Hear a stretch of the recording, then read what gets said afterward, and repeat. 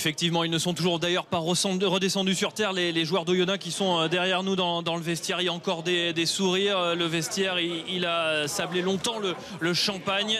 On va revenir aussi sur ces grandes images de joie en toute fin de rencontre, au moment où on écoutait, on suivait à distance la fin de match de Perpignan. Et bien c'était du soulagement pour Oyonnax, pour Christophe Urios, du soulagement parce que cette partie, elle a été vraiment compliquée. C'est un groupe qui est allé chercher ce point de bonus défensif des joueurs d'Oyonnax qui n'en croient quasiment pas leurs yeux. Ils étaient au fond du trou pendant une bonne heure et ils sont remontés forcément. Et bien ils ont lâché, car en première période on ne voit quasiment que des brivistes à l'initiative autour de Sissa Koyama Ibole qui passe les bras. Il y a Malei pour Gaëtan Germain, un 3 contre 1 qui est vendangé par l'arrière briviste, ce qui fera dire à Christophe Urios, et bien à la pause, à nos journalistes en bord de terrain, et bien qu'ils sont passés près de la catastrophe. C'est un miracle de ne pas avoir encaissé autant d'essais. Regardez les brivistes qui eh bien, se passent la balle dans les 22 mètres autour de Le Devedec, autour de Arnaud Mella. C'est une première période à quasiment sens unique, avec le carton jaune contre Damien Brown, premier tournant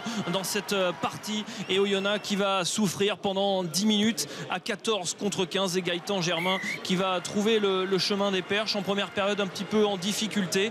2 pénalités pour l'arrière de Brive, et des brivistes qui concrétise, et Christophe Urios qui se fait du souci, qui sait à distance et bien que Perpignan réalise un grand match, et Brive qui tient la balle et qui joue son rôle d'arbitre avec Guillaume Namy qui dépose son vis-à-vis et qui est repris de justesse par Régis Lespinasse. Occasion encore gâchée par les brivistes à ce moment-là, mais c'est un match à sens unique en première période. On voit du beau jeu à l'image de ce qu'on en a vu cette saison à Brive. Les brivistes qui n'auront concrétisé donc que 2 pénalités, et Christophe Urios souffre forcément de dépit. Ils sont passés près de la correctionnelle. Ils reviennent sur la sirène avec cette pénalité d'Ourda Pieta.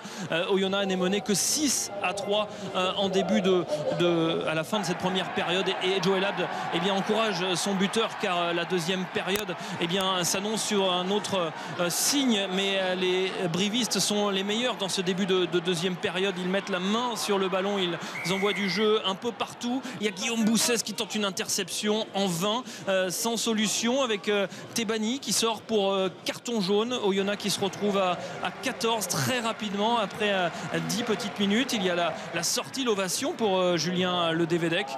Et puis il y a surtout ce plaquage haut de Lassalle, Thibaut Lassalle, et Oyonnax qui se retrouve après 55 minutes de jeu à 13 contre 15. À ce moment-là, eh bien, Brive accélère, et Brive va enfin trouver la faille de la défense d'Oyonnax avec cet essai en force du petit Jean-Baptiste Péjoine, joueur expérimenté, âme de l'équipe briviste. Et après arbitrage vidéo, cet essai va être validé, car Jean-Baptiste Péjoine passe bien la ligne, aplatit bien, et il n'y a pas de genou ni de main en dessous du ballon.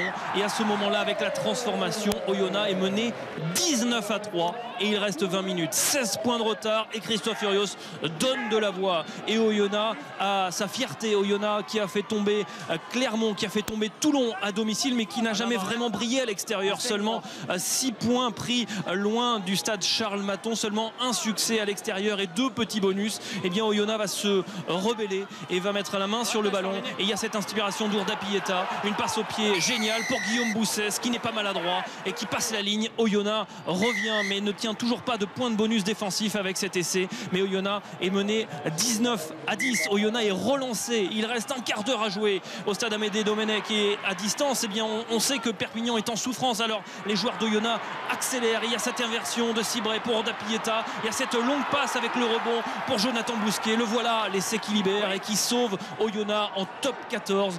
Oyonnax qui arrache un point de bonus défensif à 7 minutes seulement de la fin de cette partie. Un essai de Jonathan Bousquet en coin, transformé par Ourda Pieta, et derrière, eh bien, c'est l'explosion de joie sur le terrain avec quelques supporters, et surtout dans le vestiaire. Appréciez l'ovation après les larmes de joie.